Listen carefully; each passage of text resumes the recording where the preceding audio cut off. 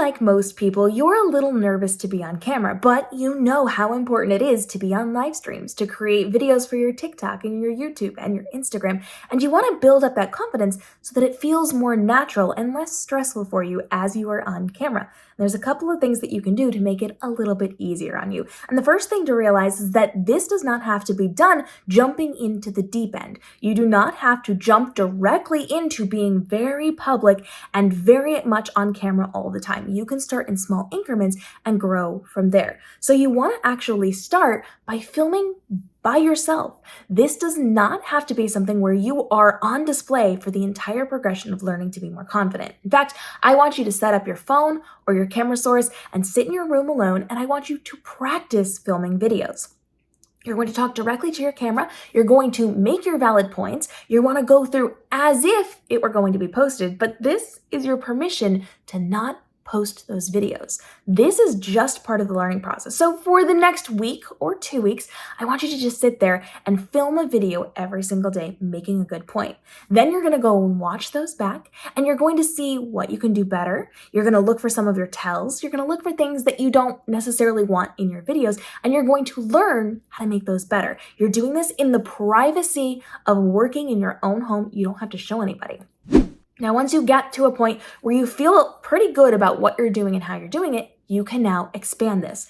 Film those same videos, and this time you're going to, with implementing all the things you've learned, take that video and show it to a trusted friend or family member, somebody that can give you valuable feedback. And this doesn't even have to be something where they're critiquing you. You just have to have the bravery to show it to them. When we're taking these small little steps, we are just bumping ourselves out of our comfort zone little at a time. And then when we get comfortable with that, we're taking that next step forward. So you're filming by yourself, then you're filming by yourself to show people. Then you have the ability to expand that even further. Now you can start working on your editing. You can start working on your scripting a little bit differently. You can be a little more public with this, and you can take it to the next step and set up a live stream inside of a closed space where other people are not going to be able to see it, except for the people that you allow in. And you're going to take 2 or 3 trusted people, friends, family members, people that actually know what they're doing and that you've prompted them to show up and to act like a real engaged audience.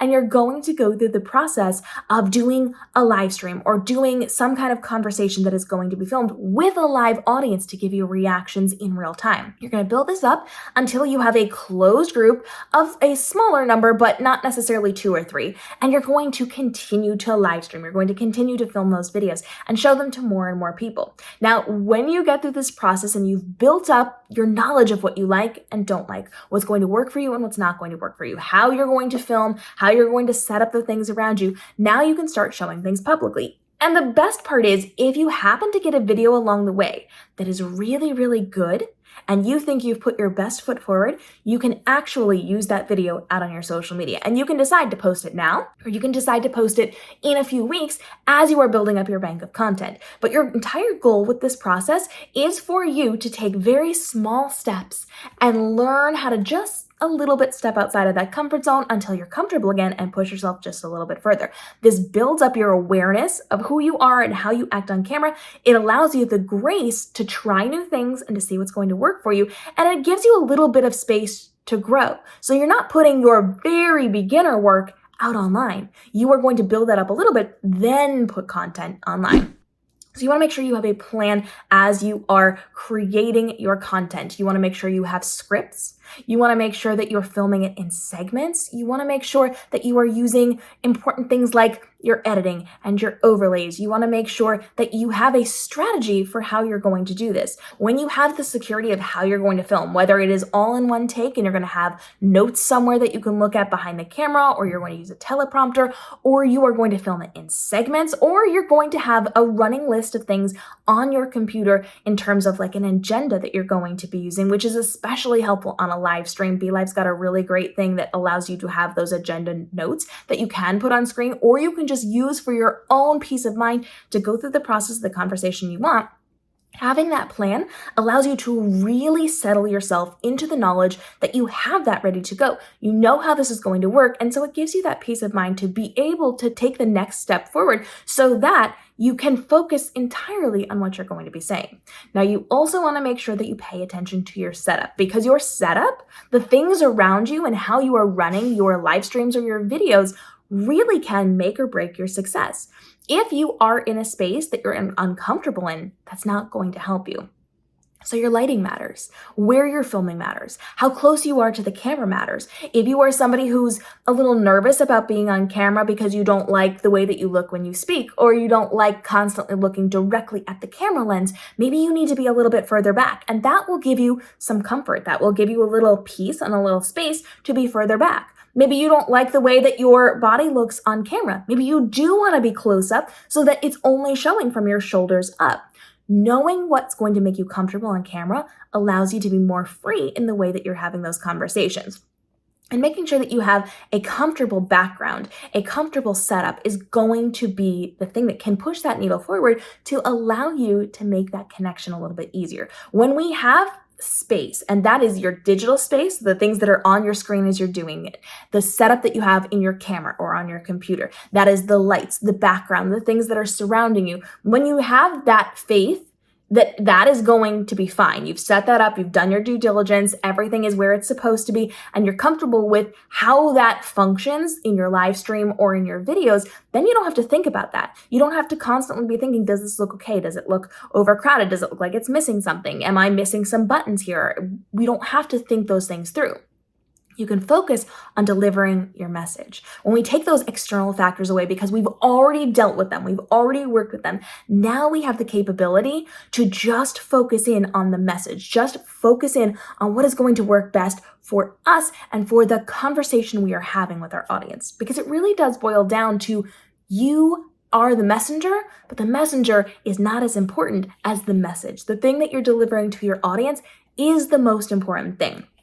So taking away some of those external factors and knowing that we've already handled them and it's already the way that we need it to be for our videos gives us a lot of space to then just focus in on the conversation. And as you continue to build out what you're doing, using your branding is also going to help you to elevate what you're doing. So if you have those running notes for your live streams and they're ready to go, you can also put some of those points on screen to help communicate. You can use customized branding with your logos and with your colors.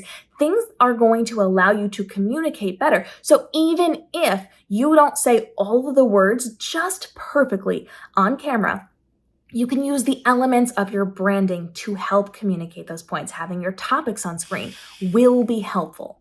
Having notes that people can access is helpful. Having things in your comment section is helpful. So making sure that you have all those good points ready to go so that you can have that conversation and then elevate it by using what is on screen in your videos or in your live stream is incredibly helpful. So you want to make sure you have all those things ready to go and you've practiced those buttons before you live stream. Now, as you're live streaming, you also want to make sure that you create a virtual environment that is going to be to your benefit. And that means when you go live, it is to your benefit to try to plant some audience members. You want to make sure you have people surrounding you that can have a conversation with you. Because one of people's biggest fears is to get on a live stream, to do a video and not have anybody watch it or interact. So if you bring in your sister, your best friend, a really involved community member, and you let them know, hey, this is when I'm going live, this is what I'm doing, can you come and have conversations with me in the comment section? They are most likely going to be there to support you. And that means that you can plant those people to start the conversations, because nobody in your audience wants to be the first person to raise their hand and ask a question or respond to you. So by getting someone into your live stream that is there and prepared to engage with you, now you have somebody who's on your team, who is there to support you, who is there to make you feel comfortable, and is there to start the conversation so that other people feel like they can join in as well. So making sure you have an audience member around that is going to be there to support you is incredibly helpful. And if you can't get anybody, don't worry. You still have the ability to have questions ready to go. So even if you can't get somebody to come and ask you questions while you're live, have a running list on your phone, on your computer, somewhere where you can easily access it to be able to answer those questions. And then instead of saying, this person asked this question, you can say something along the lines of, we typically get questions about XYZ, and you can start that conversation so that even if someone joins you and you don't have a planted audience member, they know other people have had that conversation with you. People are willing to talk to you, to speak to you, to ask those questions, and that will give them a little more freedom to do that as well. So making sure that you have somebody around is incredibly helpful. But if you don't, you can pull from what you've already done in terms of conversation with people to help you elevate what you are going to be doing. Now, this is a really important takeaway from today's video. The more that you create and the more that you do your videos, the more you put out into the world, the easier it gets. Because when you build up a bank of content, now people are seeing a lot of really good things. And if you mess up, it kind of gets drowned out in the good. So let's do a little easy math. Let's say that you have 10 videos and 10% of your videos are going to be what we'll call failures, what you don't feel good about doing. But the other 9 are good videos. So 90% of your content is fabulous and 10% is something you're not as proud of. In 10 videos, if you have 9 good and 1 not so good, that stands out a little bit. But now let's up your numbers. Let's say that you have 100 videos. Still the same percentages, so 10% is a little bit of a failure and 90% is good. Now out of those 100 videos, you have 90 good videos and only 10 not so great videos. Those 10 are much more likely to get drowned out by the 90 good. The more content you create, the more you're going to learn about yourself, the less stressed you're going to be, and the less you have to worry about potentially messing up. If you misspeak, if you forget a point, if you get a little confused, if you have to pause, if something happens, it's not as big of a deal because you've got a lot of good quality content out there for people to then look to know what the standard is for you. So the more you create, the more comfortable you feel, but also the less you have to worry about potentially messing up, which allows you that freedom to do better because you're not as stressed and worried about making a mistake and kind of speaking that into existence. So as you're building up your confidence as someone who is going to be on camera, do it in little steps, do it in segments, do whatever makes you feel comfortable, and then just step slightly outside of your comfort zone. You are looking to level up what you're doing one little increment at a time. You do not have to magically become a confident camera person overnight. This can be over the course of a week, 2 weeks, a month, 3 months, 6 months, whatever works for you. And as somebody who has been doing this for a really long time, I will tell you that as you continue to do this, as you continue to grow, you will constantly be leveling up. You will always do better than you did yesterday. You will always do better than you did last year. And when you go back and you look at that content, you will be able to see just how much you've grown. There's never going to be a point where you plateau if you are constantly working on getting better and doing more for what you can do to feel more confident, to speak in a more qualified way to your audience. When you come with a strong message, you will connect to the right people. No matter what, this is the starting point for you to move forward and evolve with what you're doing. It's a little bit painful at the start, but the more you do it, the easier it becomes. The more you're able to give yourself grace for the mistakes you make and learn from them to then in turn do better. Growing your confidence is a process and it starts small. So go through this video, take what you will from it, and then start implementing that into your strategy for how you're going to level up your live streams and your videos. Growing your confidence is just a matter of putting that work in and knowing it's going to be a little stressful at first, but it's going to pay off when you push through it. Drop your questions down below. We'll see you in the upcoming episodes.